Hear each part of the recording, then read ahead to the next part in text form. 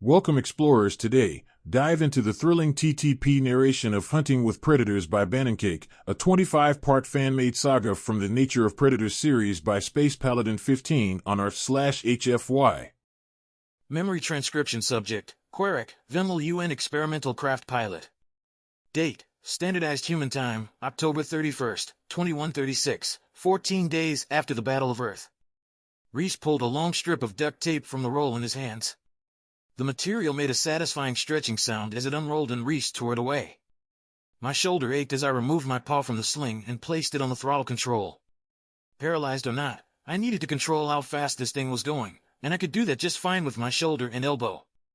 The duct tape would be my grip. Reese wrapped it around my paw tightly, binding it to the lever. He smacked his hand down on my paw, cupping it with his palm. "You better be glad you can't feel this, because when we take this off, you're first coming with it." He smiled, but there was a clear undertone of worry on his face. I laughed before looking over at him. Already scratched a bunch off anyway. The only sound I heard for a few seconds after that was the engines outside, billowing out superheated plasma as they idled. I took a moment to inspect the cockpit. Several holes in the glass surrounding me were, of course, sealed over with duct tape. This craft wouldn't be going to space again. Blood stained the floor around me from where Tommy had been hit. I looked back at the wounded human while Laura and Byron strapped him down and ensured he'd survive the journey. I'd need to keep aggressive turns to a minimum. Anything too rough might destabilize him even more. Reese exhaled as he stood up. "Saddle up, partner." He helped me strap him with the harness, securing me to the seat with a click. Reese grabbed me by my good shoulder and shook me slightly. "I'll call you on the radio when we're done." I nodded. "I'll be waiting." Reese left the ship, shutting the door behind him. The sound of the outside world was reduced to a monotonous hum. Nell finished strapping in next to me. Her fear was plain to see, but when she turned back to look at Tommy, the fear bled into determination. "Systems look good for now," she announced. She reached into a compartment beside her and pulled out a pair of blinders. She strapped them around her eyes, restricting her vision to a narrow, forward-facing field of view. I'd worn the same thing during the battle. Turns out a Venmal's wide field of view contributed to extreme fear responses. These were made to subvert that. Nell handed me another set, and I attempted to stretch it over my head with one arm. After struggling for a bit, I tossed them back into my own compartment, throwing it shut with a thud. Nell looked over. "Queric, what are you?" "I need to be able to see the missile coming and not slam into the ground," I interrupted. "I can't do both with blinders." "I can't put them on anyway," I snickered. It was risky. I'd never flown in combat without them, but after the last few days, few things could terrify me more than a rabid wolf bearing down on me. I could still remember the yellow glow in that thing's eyes in the light of the flames. I shivered before looking down at the readout in front of me. I noticed 2 missiles in the internal bays, a pair of air-to-air heat seekers. Nell seemed to notice my confusion. "Tommy doesn't go anywhere without them." Something, warrior in a garden. Better to be a warrior in a garden than a gardener in a war? I look over at her. "That's it," Nell pointed. "How'd you know?" "Nayla used to say the same thing," I scoffed. I turned on my HUD, lighting up the cockpit glass with green readouts. "Everyone ready?" "Good back here," Byron announced. "Ready when you are," Nell chimed in. I took hold of the joystick, trembling slightly. I closed my eyes and collected myself for a moment before pushing the throttle forward. The nuclear engines flanking me roared to life, ejecting jets of plasma toward the ground. The airframe vibrated as a cloud of snow swirled around us. I felt my seat push against me as the ship lifted off. I looked below me to see everyone standing in a group, watching as we ascended. Once we were high enough, I gently pushed the stick forward, doing a delicate balancing act between lift and forward velocity as the giant Venmal engines tilted forward. The sun was just beginning to rise behind us, painting the landscape beneath in a dim, white light. I stayed low and slow, using the mountains to hide us from the ship lurking somewhere to the northeast. As we picked up speed, I gently rolled the craft back and forth, weaving between mountains and ridges. Entire forests passed beneath us in just seconds. Everything seemed so small. It was oddly peaceful. After flying low toward the west for a couple of minutes, creating some distance between us and where we thought the ship was, I looked over to Nell, who flicked her ears and nodded, a nervous expression scrawled over her features. I took a sharp breath before pushing the throttle forward, putting us just beyond half power. Even that was enough to accelerate us rapidly. These engines were designed for ships twice the size of this one, and we had two. The power-to-weight ratio this thing possessed was ridiculous on a scale that only humans would deem necessary. I would have liked to have seen the conversation between the human and Venmal engineers that made this thing. Once we'd picked up enough speed, I took a firm hold of the controls. Okay. Everyone hang on. I pulled the joystick back, and the craft pitched upward with surprising deftness. We shot up into Earth's vast blue skies, leaving the scenery of the mountains in just seconds. I looked to my left, out to the east. The sun was now cresting the hills, painting the sky bright orange and pink. I squinted as I leveled off and looked out to the horizon. Nell and I watched the ground anxiously for what felt like minutes. The cockpit, and all its instruments, were silent. I briefly scanned over the screens in front of me. No lock warnings. Nell shook her head. We didn't get any the first time either. By the time we knew it was coming, it was too late. I shifted in my seat and took in a deep breath. The horizon was still clear. My grip tightened as I squinted, trying to see beyond the wall of light from Sol. My heart only beat faster the longer the silence continued. I knew they could see us. It was like we were being stalked by a predator. Suddenly, a blue streak of light shot up into the sky out of the sun. I grunted, pinned against the side of my harness as I rolled the craft upside down. Paying careful attention to where the blue light was in the sky, I jammed the throttle forward and pulled the nose down, sending us rocketing toward the ground at high speed. I was careful not to make too drastic of a turn for Tommy's sake, but the sudden change in acceleration was evident. I strained as I felt my body get forced downward into the seat. Pushing the engines was also risky, but I needed as much speed as possible. As we approached the ground, I rolled the craft back over and eased out of the dive, taking cover behind the hills and mountains again. Despite this, the missile was still coming. I could see a blue flare high in the sky barreling toward us. We may have lost the Federation ship's sensors, but the missile's onboard detection had us pinned down. Its high altitude negated our veil of terrain. However, it was far easier to avoid one detector than two. If the ship could maintain a lock on us, there would be little hope of fooling the missile, so I hugged tight to the valley. We were well above the speed of sound now. Trees whipped by in the blink of an eye just meters below us. I leaned toward Nell while I held the controls tight. When I give the word, go completely cold. Kill the throttle, shields, sensors, everything but flight controls. We're going to disappear. Nell swallowed nervously. I thought that only worked in space. Are you sure? Well, no, I answered. But we have the speed, and we're at a good angle to confuse its radar. I'll give you the signal to dump our countermeasures. Nell flicked her ears. All right. Ready when you are. She began navigating the panels in front of her. I placed my attention back on the blue light approaching at the edge of my vision. My heart pounded as a primal fear began to grip me as I watched it close in. Nayla seemed so calm dealing with this kind of thing. She seemed so focused during the battle. If it weren't for the blinders, I wouldn't have been able to keep up at all. Now that I was flying without them, watching certain death approaching at Mach 5 was a sickening feeling, but it was the only way to do this without slamming into the ground. I fought to maintain my composure and not go down that spiral of panic. The blood in my veins stagnated, pausing along with my heart. I felt a tingling sensation flow down my arms, icing over my paw on my right and stopping just past the elbow on my left. My eyes widened. The missile was gone. The hot plasma jet had stopped flowing, leaving a faint trail of superheated gas glowing in its wake.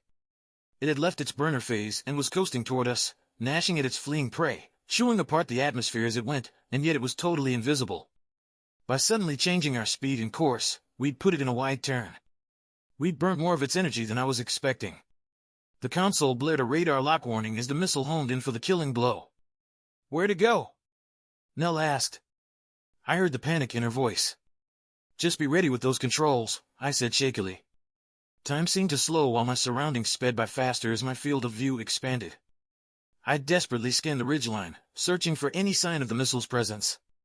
The shrill, rapid beeping of the radar alarm faded to white noise. I heard Laura clutch the sides of her harness behind me, muttering to herself. She seemed to be praying. I heard a hissing sound from behind me as well. The coolant line was beginning to leak again. I'd need to give the engines a break at some point, but now was a really bad time. I never considered myself religious, but in my mind, I begged any deity that would hear me to give me just a drop of the courage Nayla had.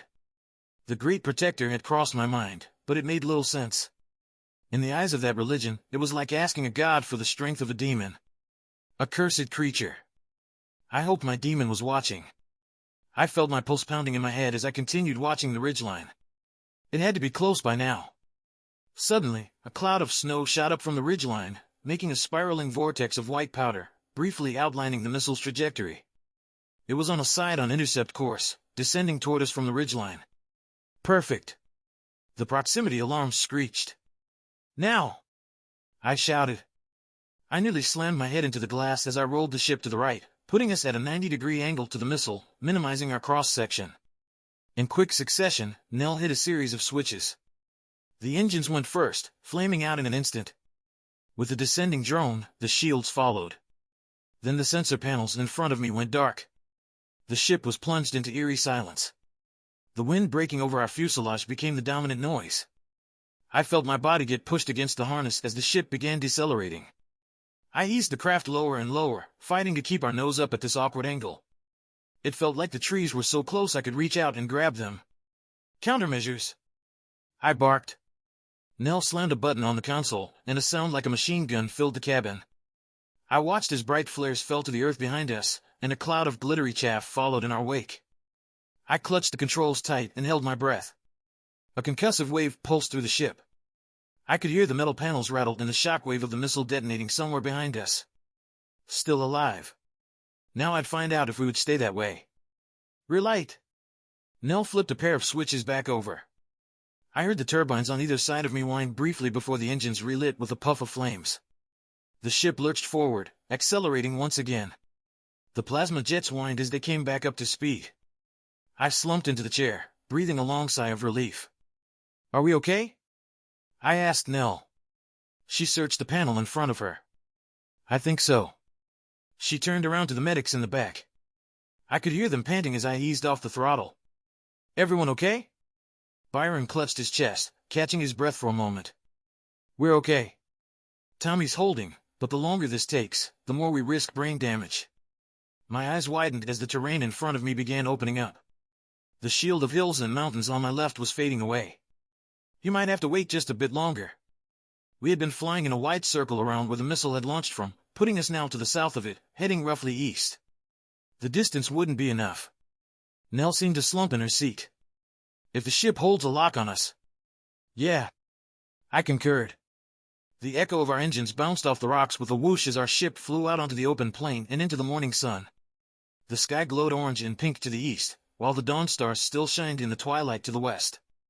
The snowy plains beneath us glittered through the fog and snowdrifts floating above them. I felt an indescribable mix of awe and terror as every lock warning on the console lit up. They weren't trying to stay hidden anymore. They wanted us gone. To the north, another blue light shot up from a mountain peak. It looked like a meteor trail going in the wrong direction. The streak faded to a flare in the sky like a glimmering star as it started barreling toward us. Playing dead wasn't fooling it this time. Panic set in. For a moment, I froze as the flare only grew larger and brighter. I desperately scanned the horizon and saw another valley far ahead of us that could guide us to safety. The missile would reach us long before we got there.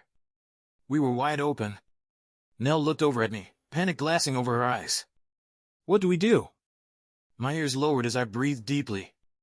I looked out at the beautiful, terrifying sky. Activate the shields. Nell hesitated but powered the shields back on. I heard Laura stir behind me. If we don't make it, it's been a pleasure, Byron. I rolled the craft to the side and peeled away to the south. Our best bet was to try and get out of range. I knew it was impossible, but it was better than doing nothing. Maybe the ship would stay intact enough that we could survive a crash, but our odds were slim. Tommy's were 0. Tears flowed down my face as I looked down at the console. I cursed myself for doing this. Tango was right. Suddenly, something caught my eye in the middle of all the blaring warning lights. I saw green text glowing on the display. AXM-15 Rattler X2, armed. If there was one thing I'd learned in the wilderness with humans, it was that running almost always meant certain death. I rested my head against the seat. I scoffed briefly before whispering under my breath. Warrior in a garden. Nell looked over, on the cusp of shutting down in a panic. She opened her mouth, but all she got out was a yelp as I pulled up and began turning toward the missile. Her eyes widened. What are you doing? She panted. Tommy might have saved our lives. I replied, bringing up the targeting reticle on my HUD. We've got heat seekers, and the exhaust coming out of that missile is hotter than the surface of a star. We have to get to it before it leaves the burner phase. Nell's mouth hung open for a moment. She made a few sounds that could have been the beginnings of words, but she couldn't form a sentence. After a few seconds, she shakily put her paws back on the console. If that's our best shot. I jammed the throttle forward once again. I was putting Vickery's welds to the ultimate test. The coolant line hissed once again as the engine ejected massive spouts of blue plasma. We charged toward the missile head-on. I leaned forward, waiting anxiously for a lock. From a few miles out, the targeting reticle glowed red, and the console buzzed. I pressed a button on the joystick, and the fuselage whirred as the missile bays beneath us opened. A rattler fell out and screamed toward the target, leaving behind a trail of white smoke as it quickly faded from view. Seconds later, I saw the same smoke spiral downward away from the incoming missile. Bad luck, Nell announced. Then we've got to get closer, I strained, watching the blue flare get brighter and brighter. I squeezed the stick tight. If this one missed, we'd be vaporized for sure. My heart raced. Every signal in my brain screamed at me to run, as useless as it would be. Then, every screaming thought, every regret, every voice of my guilt went silent as I pulled the trigger and watched our last breath rocket into the horizon.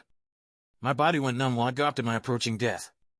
My eyes stung as a bright flash erupted less than a mile away, which might as well have been right in front of my face at these speeds.